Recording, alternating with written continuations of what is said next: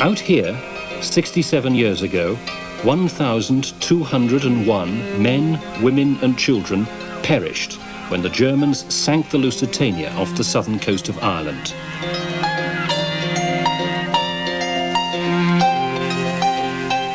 They went down with the ship or died from exposure in the sea, all within sight of the lighthouse on the old head of Kinsale.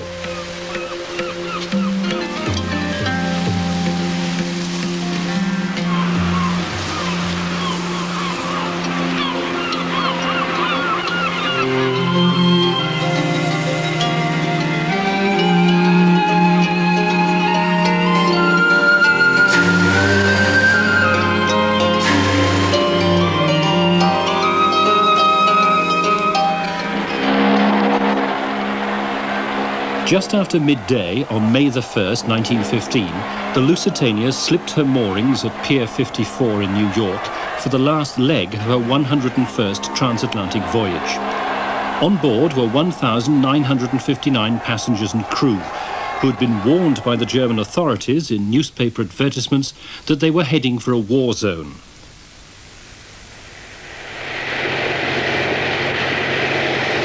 Few were worried.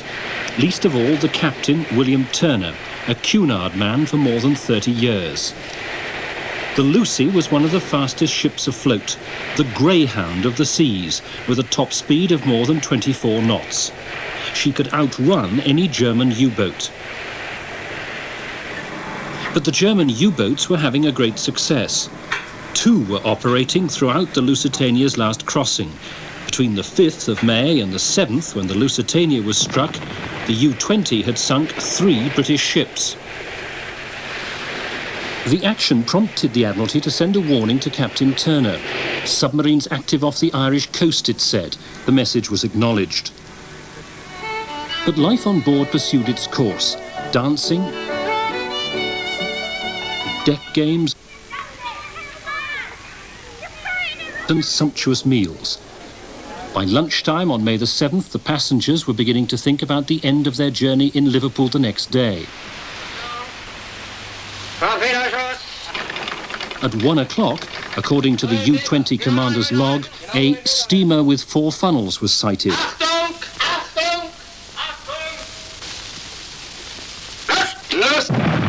At 2:10, Commander Schweiger fired 1 torpedo and noted, "An unusually heavy detonation takes place." The ship lists to starboard, and so bad is that list, the port lifeboats swing inwards, while the starboard lifeboats swing out too far. It's all over in 18 minutes, as the ship plunges in by the bows. 1,201 people, passengers and crew, including 94 children and babies, drown or die of their wounds or exposure. Rewards were offered to local fishermen to find the bodies. £1 for an English body, £2 for an American, £1,000 for the American millionaire Vanderbilt. The bodies were brought to Cove, then called Queenstown, to be buried in a mass grave. Anti-German riots broke out as the British government exploited the tragedy to the full. The Germans were accused of premeditated murder. German claims that the Lusitania was carrying contraband live munitions were denied or hushed up. It was the event that was to help change the course of history and made certain that America eventually would come in on the side of the Allies. But though official inquiries were unanimous in their condemnation of Germany, historians now have reason to believe that a cover-up started within hours of the sinking. The cover-up by the Admiralty continued here in the old courthouse in Kinsale. What happened was that as soon as the bodies started to be brought ashore, the local coroner, John Horgan, decided, as was his right, to hold an inquest. As soon as the news got out about that inquest, the Crown Solicitor in Cork, acting on behalf of the Admiralty, tried to persuade Coroner Horgan to change his mind. But he decided to go ahead. And finally, the jury of 12 shopkeepers and fishermen from the local town of Kinsale returned their verdict. that the Kaiser and the German government were guilty of willful murder. The Lusitania file is held here at the Public Records Office in Kew. And the first fact that you discover is that that file is not complete. At the official inquiry that was held soon after the sinking, the evidence that was presented was at best selective. Indeed, you could almost say rigged so as to give no comfort to the enemy. So much so that when it was all over, the inquiry's chairman, Lord Mersey, is reported to have remarked it was a dirty business.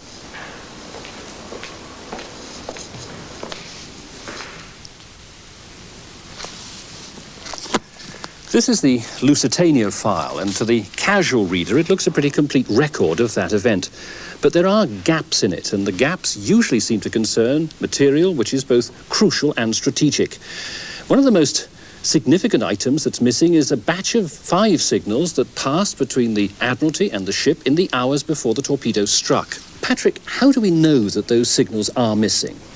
Well, they never appeared on the PRO shelves here. But we do know that they did exist, and we know that the Admiralty requested the Post Office, who were responsible for the operation of the stations, to forward them to the Admiralty. And here is a copy of the General Post Office letter dated 2nd of June 1915, doing exactly what the Admiralty wished. Now, we believe that this file was in existence as recently as 1972, but in August this year, the Ministry of Defence told me that no trace whatsoever of it could be found. Well, what do you think those signals contained? I mean, what were they about? What were they telling the ship, or what was the ship telling the Admiralty? Well, I mean, it's a matter of speculation, but it could have been, and I think it very probably was, Turner requesting permission to divert his ship to the north of Ireland, and perhaps being refused by the Admiralty, or given contrary instructions. We don't know, but on the face of it, their contents is likely to be of very vital importance. So, we've a number of questions to answer. What was it that the Lusitania was carrying on her cargo holds on that last voyage? Why was she left unescorted when the Admiralty knew full well that her path lay across that of the U-20? And what's happened to those missing signals?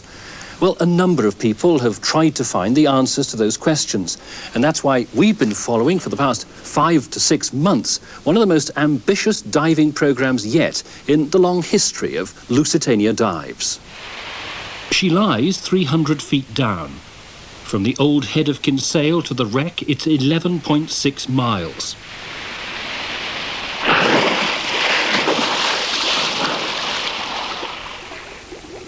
The wreck has stubbornly refused to yield any of her secrets in the past. It's believed that the Admiralty have removed guns she was allegedly carrying. They've even removed the name. John Light, an American diver, made the most public and prolonged effort. He dived on and off for almost 12 years, and at the very limit of human endurance, and at the cost of hundreds of thousands of dollars. Light made his name in Kinsale not so much for the dogged attempts he made to succeed, but for the trail of debts and stories he left behind. Paddy O'Sullivan from Cork dived with Light for a few seasons. There was a very high risk factor involved. The maximum limits of safety were 150 feet. People like John Light, when he came to Kinsale, walked at 300 feet, and I would call that 150 feet beyond the suicide zone, a very high risk factor. What you're saying is he was essentially putting himself and any other diver who went to that depth, putting their lives at risk. He was completely. John was a kamikaze pilot as regards diving, took very grave risks, and in fact one of his team came up one day and suffered a severe bend. I believe he lost his eyesight and his speech. He was given treatment on Kinsale Pier in a small chamber and never recovered from there. He was later flown to Switzerland and not seen of since. Because John Light was the most determined of all the divers. Apart from the lack of technology, do you think he could have succeeded?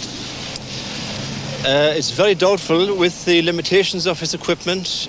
He was a victim of timing. He was trying to do tremendous work before the days of helium technology.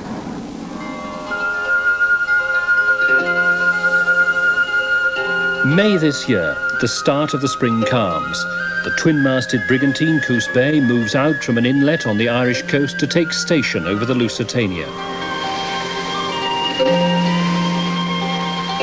She went out under sail, but below decks is the 20th century.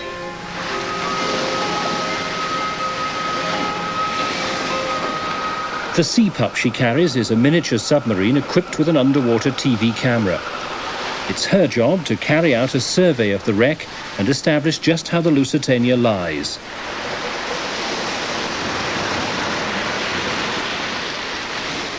And that initial survey proves salvage is feasible.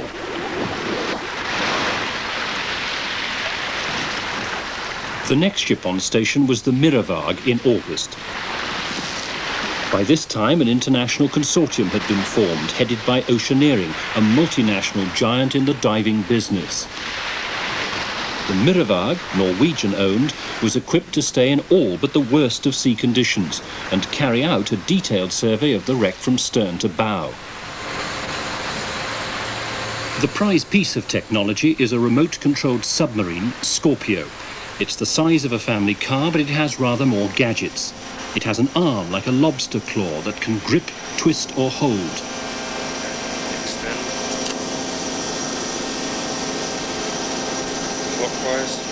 One of its operators was discovered in an Aberdeen pub where he was a champion player on the Space Invaders video game.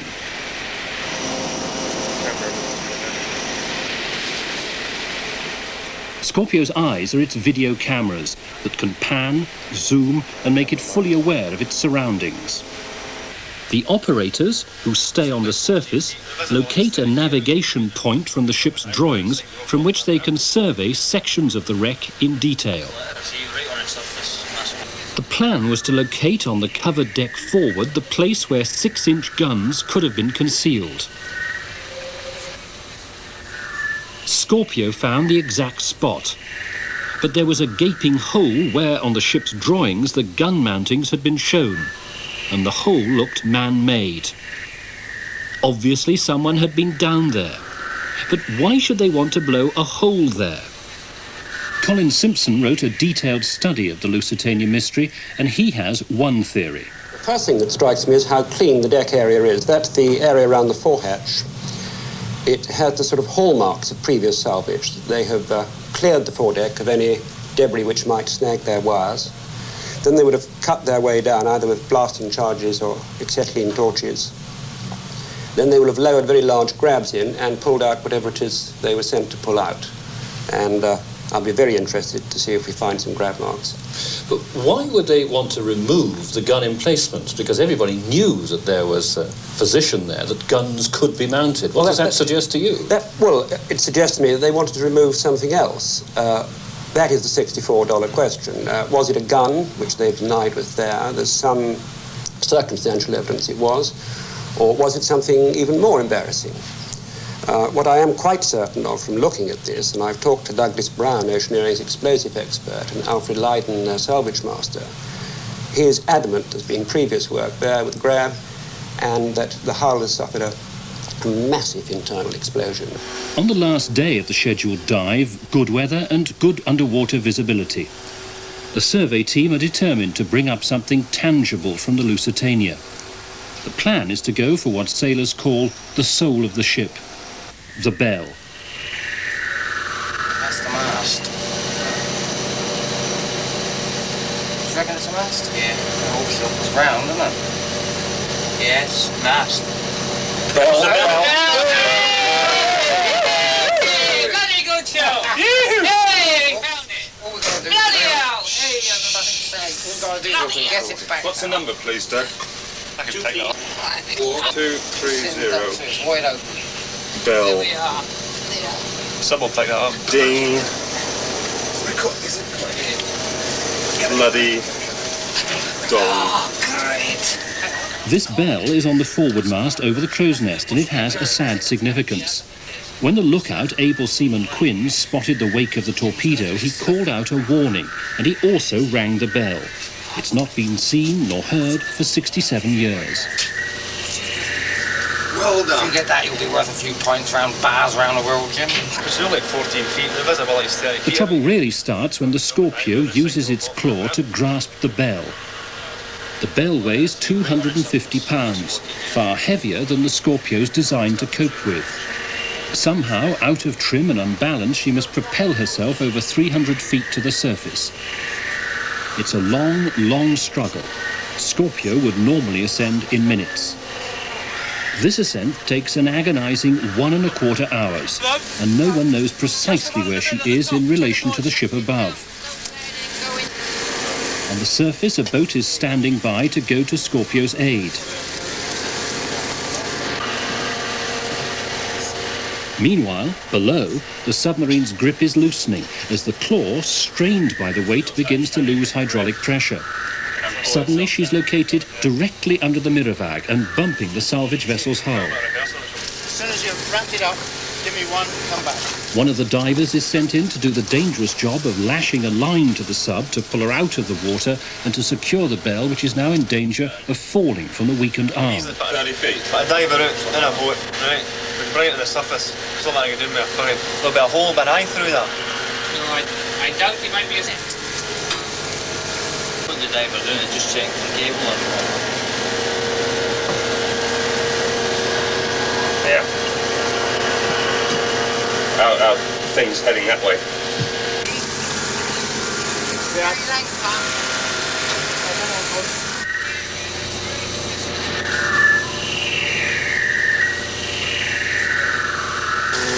How's that, Ollie? Drive away from the side of the ship. Finally, after 67 years, the soul of the Lusitania sees the light of day again.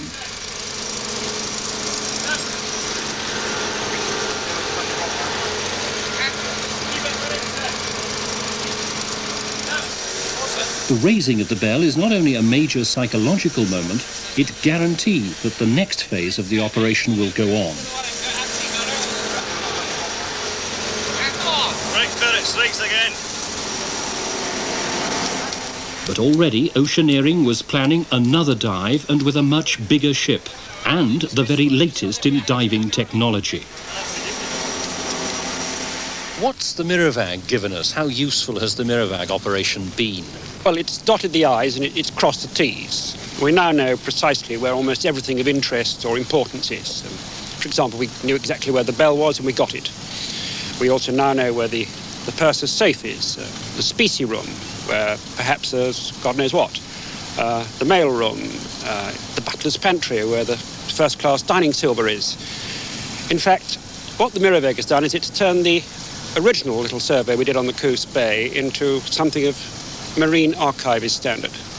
Now, what we need now is to get people down there, better technology, so it's time to bring in the big fellas and see what they can do.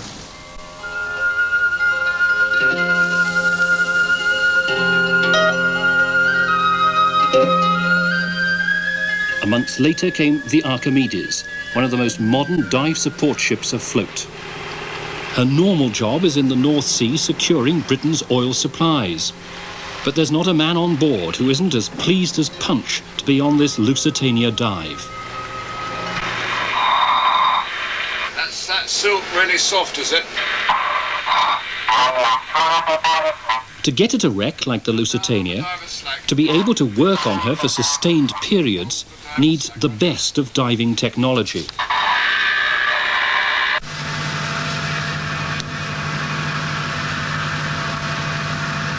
"300 feet below the Archimedes is a diving bell suspended on an umbilical cord. Out of the diving bell, moored just alongside the hull of the Lucy, the divers can swim onto her. Divers had only dreamed of this 20 years ago. Now, oil money, the North Sea, and the dramatic strides in diving technology have made it possible.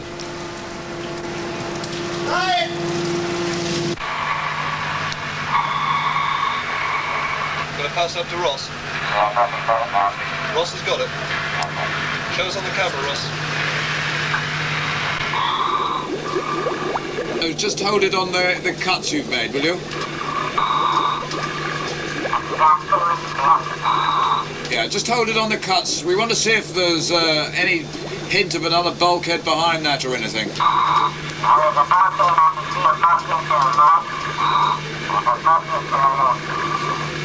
There's a bulkhead to the right, Roger.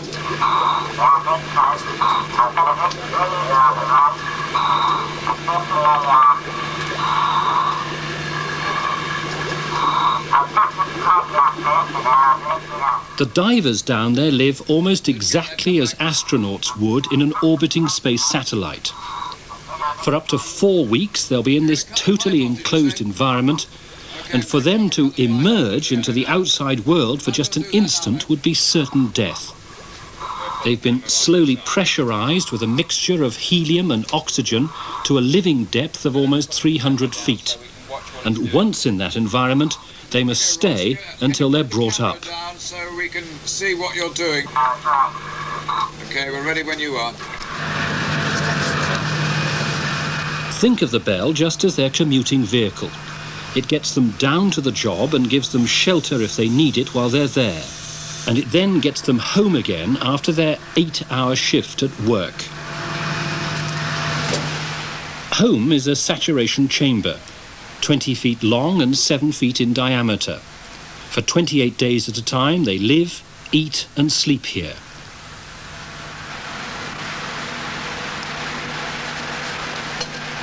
Okay, so you can't see whether there's anything in the species room. Tell him to hold it there. Okay, just leave your camera there as it is at the moment. We can watch it clear and see if we can see anything with you, okay? No, hold it on that shot he's taken. I want to see the edge of that. Okay, hold it on the shot you were on. Mike wants to have a look at the edge of it. I want to see what he's cut through. Just want to see what you've cut through, mate. So just hold it on the cuts you've made, will you? Not only can the divers stay down and work in relays round the clock, they can also take down their own camera, which allows the experts up above to advise them, watch them, and monitor their safety every inch of the way.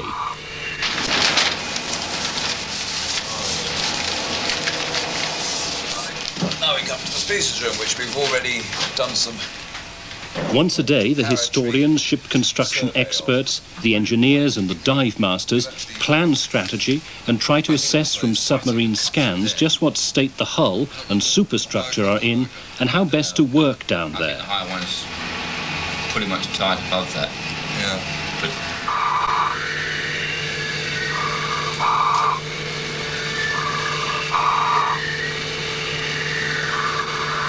It's an eerie and alien world.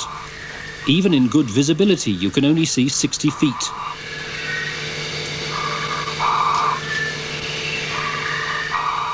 Even so, it's like walking through a deserted city in a fog.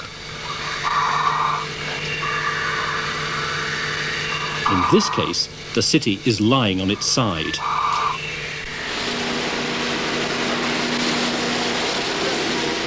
The diver needs an extra pair of eyes. On this dive, the remotely controlled Scorpio scouts ahead to locate and then pinpoint the area in which he's to work.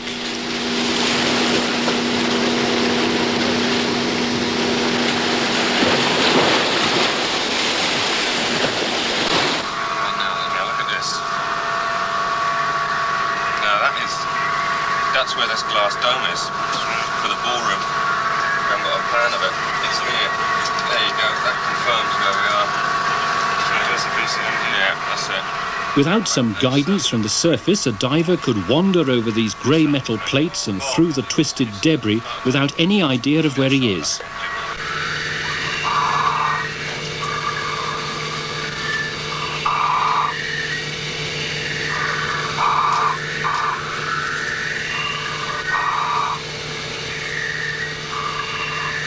The Lusitania was the Leviathan of the seas. The Titanic had gone down and her only rival was her twin sister ship, the Mauretania. Even by today's standards, the Lusitania was big. 660 feet long, over 100 feet on the beam, and 200 feet in height from the tip of her funnels to the bottom of her hull. She could carry over 3,000 passengers and crew. She was as big as a 50-story office block laid horizontally on the seabed. The cabins, ballrooms, staterooms and dining rooms were built in the style of the most luxurious land-based hotels and furnished on an even more grandiloquent scale and size. It's all still down there now, battered but still largely intact. A time capsule evacuated in just 18 minutes on May the 7th, 1915. The 4 funnels have broken off. The superstructure, those elegant promenade decks, outside cabins, the bridge and the walkways mostly collapsed, but her main hull 95% intact. The ship must have broken its back when the ship came down and the bow hit. It seemed like a lot of things had been thrown forward, like the bridge is out of place and the rest, because I guess the whole structure's being pushed forward.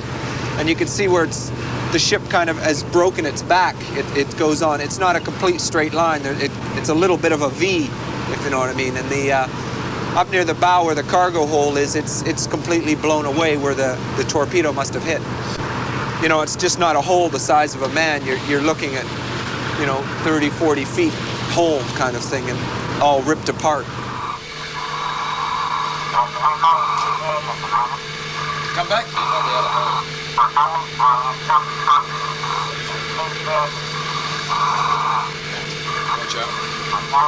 Just before the dive started, the Ministry of Defence sent a warning telegram to the salvage company.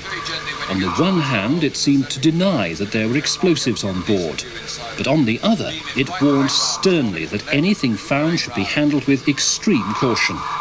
The MOD then disclaimed all responsibility for any event that might occur, all of which reinforced our belief that it wasn't only a torpedo that exploded.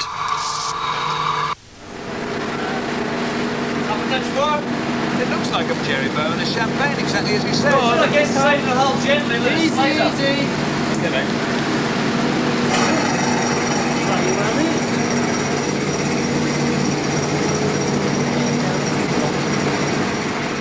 Seeing is deceiving in the salvage business.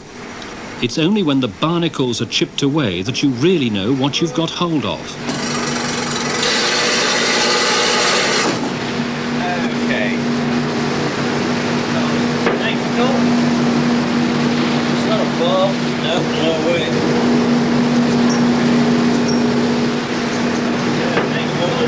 Okay. Thank you, Phil. Not a ball. No. Oh, with the back end.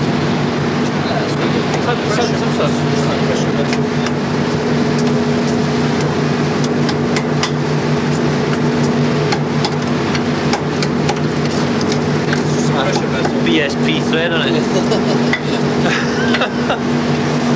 False alarm. Or was it? There's a zinc coating on that on it. At this point, the explosive experts started to have their doubts. I wonder what the main part is. I think that's not still not that colour. That's steel. Things started to get suspicious. Is that TNT? No, I don't think so. Sure. Can we take it on the after deck and break it open? Yeah, take it on the after deck.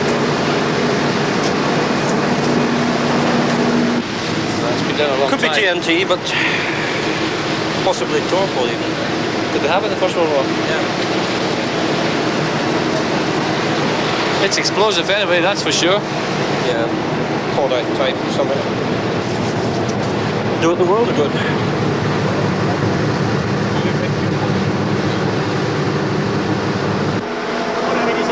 It's got a depth charge.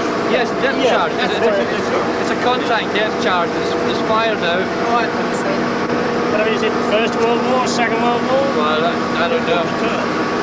If you forget the dates of the brasswork, you could get an idea. But we used stuff that was First World War and the Second World War. What's all this? It was, in fact, a World War II anti-submarine mortar, a depth charge.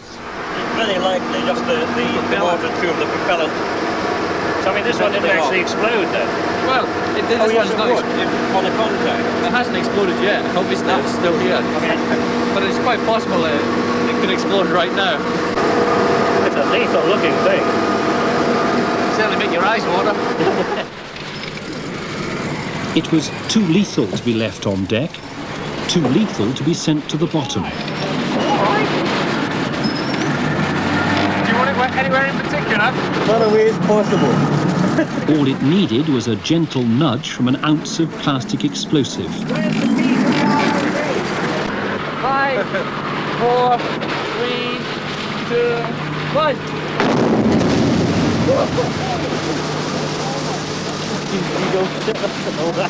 That's real stuff.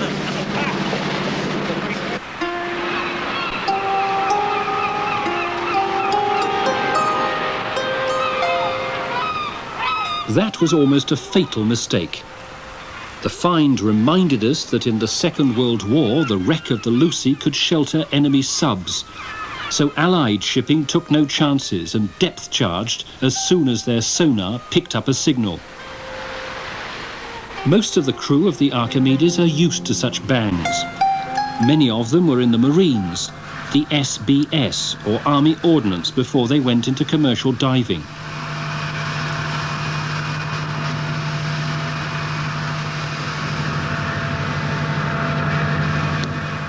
These are collar charges, 28 pounds of plastic explosive being prepared to be wrapped around the Lusitania's prop shafts and literally slice off the propellers when they blow.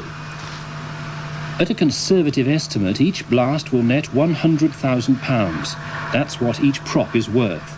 The money's needed because the quest for the Lusitania's secrets is going to cost the salvage consortium at least £500,000. We're here on the port prop. There's a 1.5 knot tide running and the diver, remember, is 300 feet down.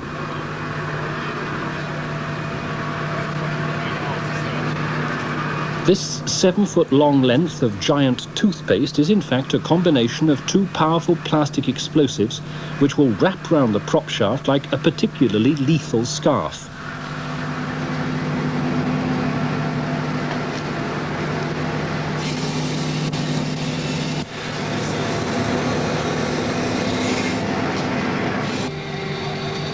Brian, Doug would like to know, does it fit all the way around?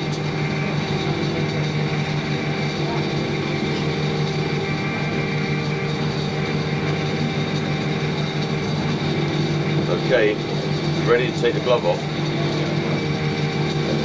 He says it does. Is there any overlap on it? Brian, Change, it makes it much simpler for him. there's a bit of change on the charge. They want the connector on the top of the shaft and the ropes wrapped around and back tied on the top, okay? Roger, the connection is made and everything is secure. Okay.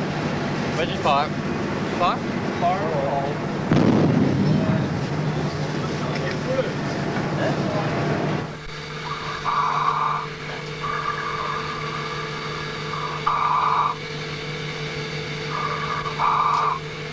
And she comes off clean as a whistle.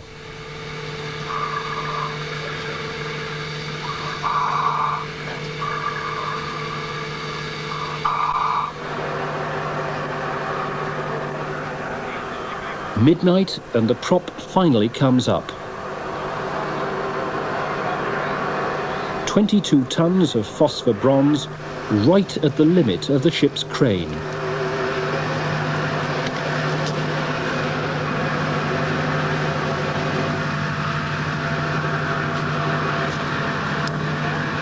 As the prop leaves the water, the ship lists 10 degrees to port. The crew edges nervously to the other side.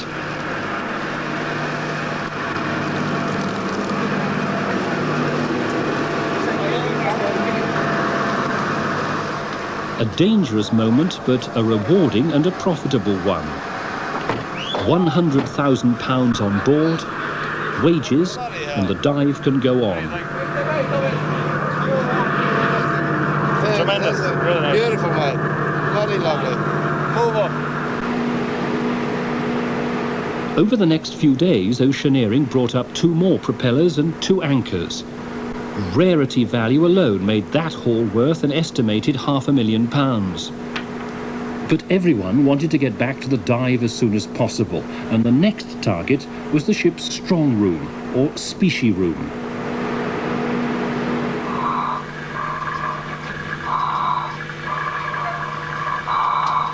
Okay, he wants to speak to you, doesn't he? Yes? Yeah, tell him that we've... If there were going to be any treasures on the Lusitania, then this is where they would have been stowed for the crossing. Yeah,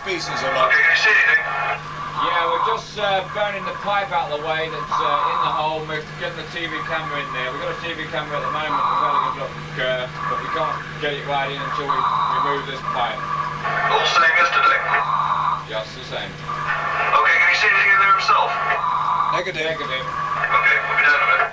He's got nil vis.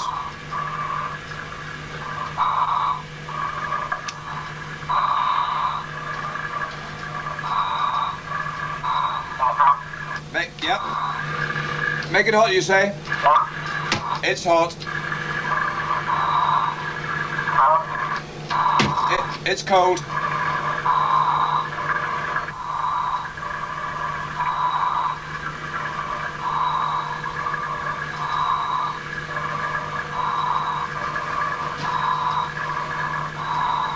What's it look like now?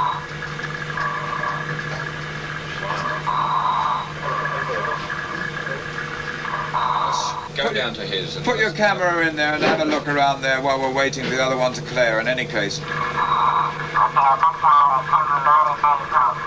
Okay, mate. Okay, move very gently when you get towards the hole, because then we can find, you know, we might be able to get a decent view inside there. And beam it right the way round, starting from left and going round.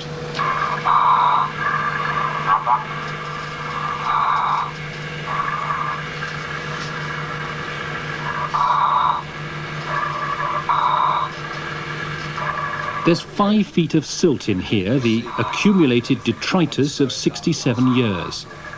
The room, we know, is the size of an average living room, but it's filled halfway up the walls with mud. Whatever is in there lies somewhere on the bottom, so the diver, apart from acting like a fish, now has to start behaving like an earthworm. He could find diamonds somewhere in that mud. There might even be bullion. And it's rumoured one passenger, Sir Hugh Lane, the most famous art dealer in his day, was bringing over a Rubens. The ship's manifests don't help. No one shipping anything of value ever declared more than they had to. Put your camera in there and have a look around there while we're waiting for the other one to clear, in any case. Okay, mate. Hold the diver slack. He's found 3 boxes of watches so far and 4 boxes of silverware.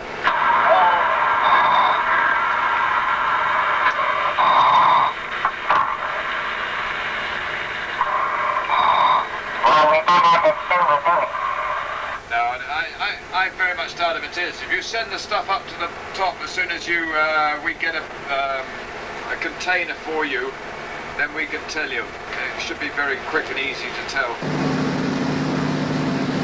Just hold the heading phone here. Sorry? Just hold it. Use the neck. Right, go on, keep going.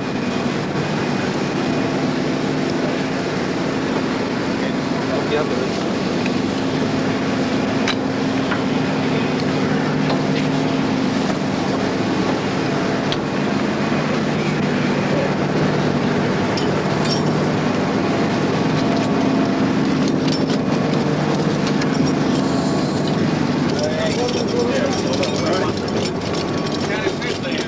According to the manifest, these spoons were silver-plated.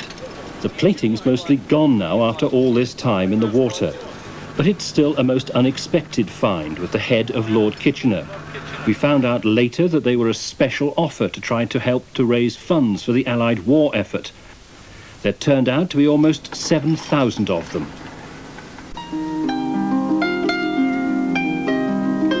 The deeper the divers dig, the quicker the pace of the finds, and the quicker the Lusitania's past reaches the surface. Down inside one of the funnel casings, they discover a place where crockery from the first-class dining salon has been stowed.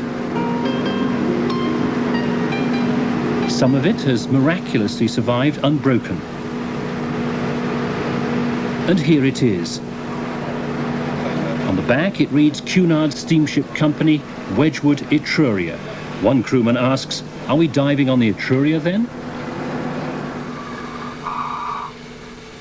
There's always a risk with fragile crockery and other such artifacts that the bumpy 300-foot journey to the surface might damage something precious. Indeed, there was one item that the divers insisted on carrying up themselves. Nor would they tell us what it was until they had it safely in their diving bell and had carried it through the decompression hatches to their saturation chamber.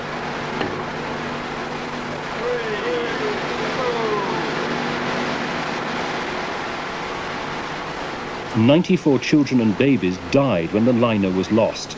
And the divers wanted to be sure that this sad relic came up unharmed from the world of the Lusitania. Out of the mud and silt in the specie room and the surrounding area was to come over the next few days a variety of objects. Some of them were valuable, some of them were intriguing. These, for instance, are mechanical time fuses, a hint of the warlike nature of some of the Lusitania's cargo. The divers found gold watches, and these were elegant jugs and food dishes, all stamped with the name Cunard Steamship Company and made by Wedgwood. Enough to set a full place for a few hundred people once they'd been brought ashore. That must be a brass spring as well. Yeah. There were more substantial items like this bridge wing telegraph, used by the captain when he was docking in New York or Liverpool. These are beautiful, aren't they? And there was the ship's whistle too, last heard 67 years ago in New York. But the most unlikely find of all was made down in the thick silt 300 feet below. Rolls of silent movie film, uncanned and lying raw, 5 feet under the mud. It was such an amazing find that we called in one of Britain's leading film experts to try and save the film. Laurie Ward scrambled from his London home to the Archimedes in under 8 hours. On the actual film, which is fantastic. I think the story is here. There will be some stills we'll be able to get from, I'm sure, but at least it will never run on a machine.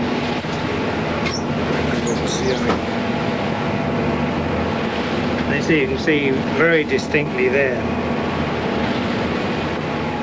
The film is called The Carpet from Baghdad. A triumph of film production, wrote the magazine The Bioscope in December 1914. It's been completely lost until now, and this is all that remains.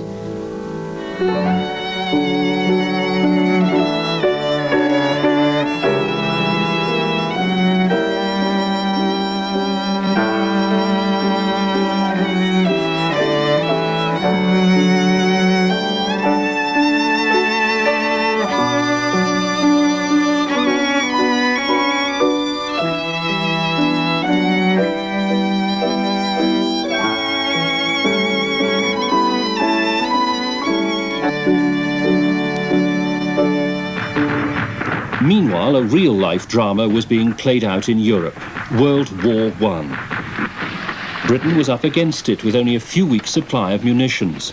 So the government turned to the United States. But because America was neutral, there was a total ban on arms exports. The British resorted to smuggling, shipping on passenger liners what they claimed to be empty shell cases and fuses and labelled non-explosive in bulk. All along, we'd hoped to find evidence of the smuggling, but we didn't know precisely what that evidence would be. At first, we thought these rather uninteresting-looking objects were brass fittings. It was only when we got them back to London that we found that they had a far more sinister purpose. Well, British Naval Intelligence had its own agents at work on both sides of the Atlantic to make sure that these vital supplies got through. So here at the old Admiralty building in London, they knew exactly what the Lucy was carrying. And this, in fact, is what we'd found. It's an artillery fuse, and what's more, we think that it might have been live when it was brought up from the bottom, because when the BBC armourers steamed it clean, they found what they believe to be traces of explosive. We've also been able to trace exactly where they come from and what they are. Now, you can just make out that they were made by the US armaments firm Bethlehem Steel in 1914. You can see the BSC there. And they're the nose fuses for a variety of large shells, mortars and howitzers. The divers found case after case and said that there were many more of them scattered individually like confetti on the seabed. Well, we believe that this find proves for the first time conclusively that the Lusitania was indeed carrying contraband live munitions. Well, in fact, quite contrary to the evidence presented, the shell cases, which were said only to be cases for proof purposes, were filled shells. And it is possible, because it happened on a previous voyage, that the percussion fuses, or some of them, were also stowed amongst the shells. Now, this would have caused, when the torpedo hit, this would have caused an enormous explosion. It was claimed that the fuses were stowed right aft. They said in the ship's magazine, and I believe we found some at the after end of the ship. The shells were certainly stowed on the lower orlop deck here, immediately below the bridge, exactly where the torpedo hit. Now, I am not sufficiently expert to say whether the torpedo could have set off the filled shells unless there were fuses there as well. But certainly there was a very large second explosion there. And this undoubtedly was the reason for the ship sinking with such horrible rapidity. Would it be normal practice to actually stow munitions, as described on the manifest, and fuses, possibly, in the same place, on the lower orlop deck? No, it would not have been normal practice. It would have been bloody lethal. The Archimedes stayed on station until the winter gales put paid to the dive. 5 months and 3 ships. But how far had we got in solving the mystery of the Lusitania? Well, I think we've dived both in the archives and on the ship. The archives have told us she was carrying explosive munitions. Looking at the ship, we can see that something exploded where those munitions were stored. Secondly, the archives tell us that far fewer signals were sent to the Lusitania than we actually know were sent.